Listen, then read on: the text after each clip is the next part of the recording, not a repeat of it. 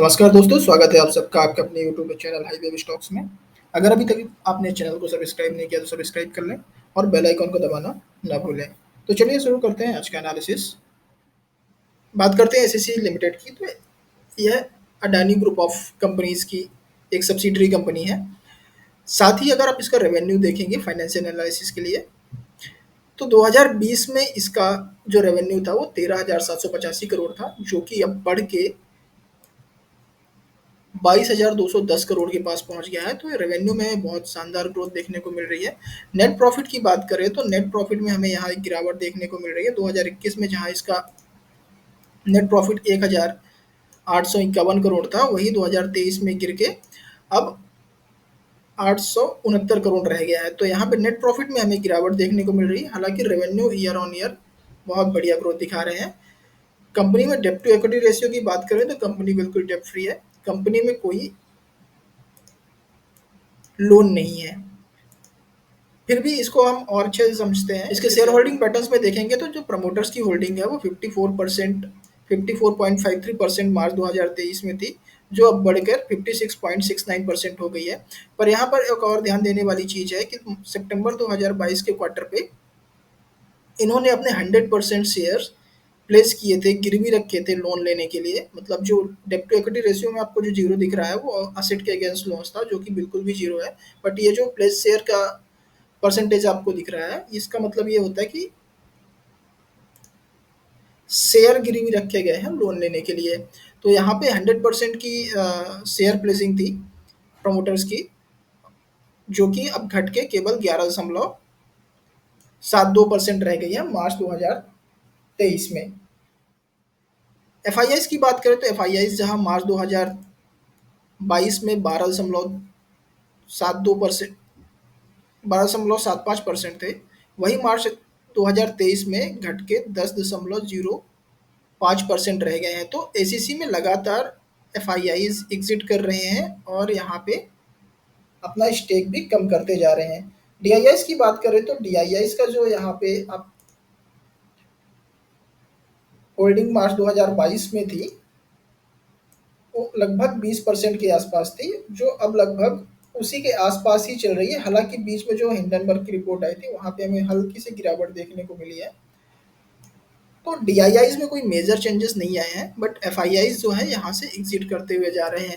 Public holding की बात करें तो पब्लिक होल्डिंग में आप देखेंगे पब्लिक जो मार्च 2022 में इनकी जो होल्डिंग थी 12.58 थी, वो अब बढ़कर 13.57 रही है।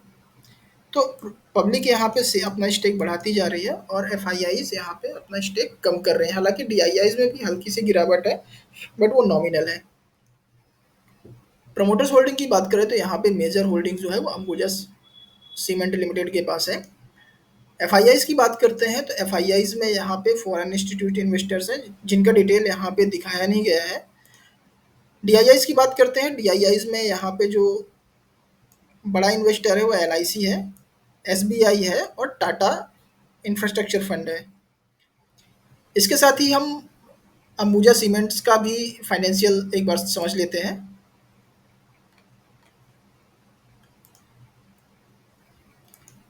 अंबुजा की रेवेन्यू की बात करें तो रेवेन्यू में हमें ईयर ऑन ईयर ग्रोथ देखने को मिल रहा है।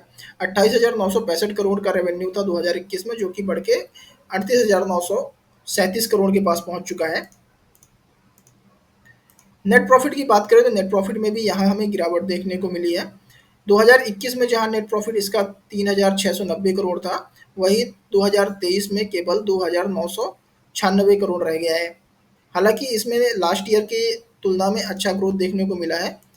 2,237 करोड़ से बढ़ के लगभग 3,000 करोड़ के पास कंपनी अपना नेट प्रॉफिट पहुंचा चुकी है।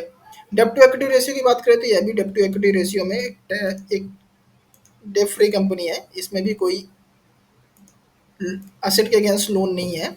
बट यहाँ पे जो शेयर होल्डिंग पैटर्न्स में हम समझेंगे, इसमें आप देखेंगे कि जो प्रमोटर्स की होल्डिंग है वो 63% के आसपास है, जो जिसको वो इन्होंने कंटिन्यू मेंटेन किया हुआ है। बट सितंबर 2022 की बात करेंगे तो यहाँ पे इन्होंने अपने 100% शेयर जो है वो प्लेस कर दिए हैं, गिरवी रख दिए हैं। एफआईएस की बात करें तो यहाँ भी हमें गिरावट देखने को मिल रही है।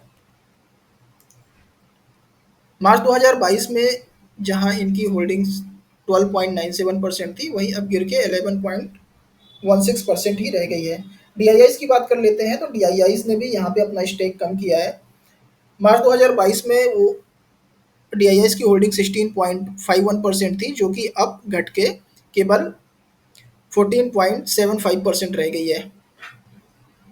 पब्लिक होल्डिंग्स की बात करें तो आप देख सकते हैं यहाँ पब्लिक कंटिन्यूअस अपना स्टेक बढ़ाती जा रही है। मार्च 2022 में पब्लिक होल्डिंग लगभग 7.34% थी, जो कि मार्च 2023 में बढ़ के 10.86% हो चुकी है।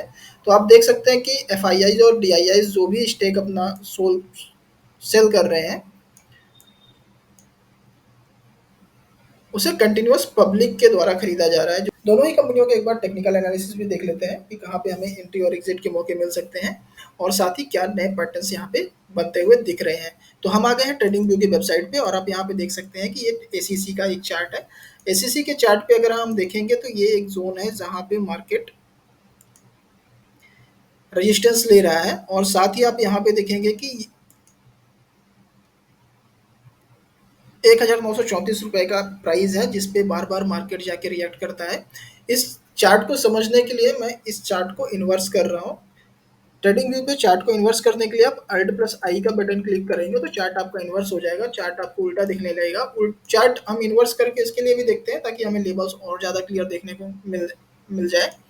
आप यहाँ पे देखेंगे ये जो जोन मैंने यहाँ पे ड्रॉ किया है, ये एक इम्पोर्टेंट जोन है, और इस जोन में आने से पहले मार्केट ने यहाँ पे रिएक्ट भी किया है इस जोन पे, और अगर इसका हमें ब्रेकआउट मिल जाता है तो आप देख सकते हैं कि यहाँ पे फिर कोई दूसरा रेजिस्टेंस हमें देखने को नहीं मिल रहा है, और वो सीधा हमें 2616 रुपए के लेवल तक का जर्नी दिखा रहा है। चार्ट को वापस से मैं सीधा कर लूंगा, चार्ट सीधा करने के लिए अल्ट प्लस आई दबाएंगे तो चार्ट वापस से सीधा हो जाएगा। तो आप देख सकते हैं कि यहाँ पे जो हमें रेजिस्टेंस अब निकल के आ रहा है, अगर इसने 1930 रुपए का या 1934 रुपए का लेवल पार करता है, उसके ऊपर क्लोजिंग देता है डेली कैंडल्स में, तो आपको अगला जो टारगेट दिख रहा है वो सीधा से 2616 रुपए का है। तो टेक्निकल में तो ये काफ़ी अच्छा दिख रहा है, अगर ब्रेकआउट आता है तो बहुत बढ़िया है।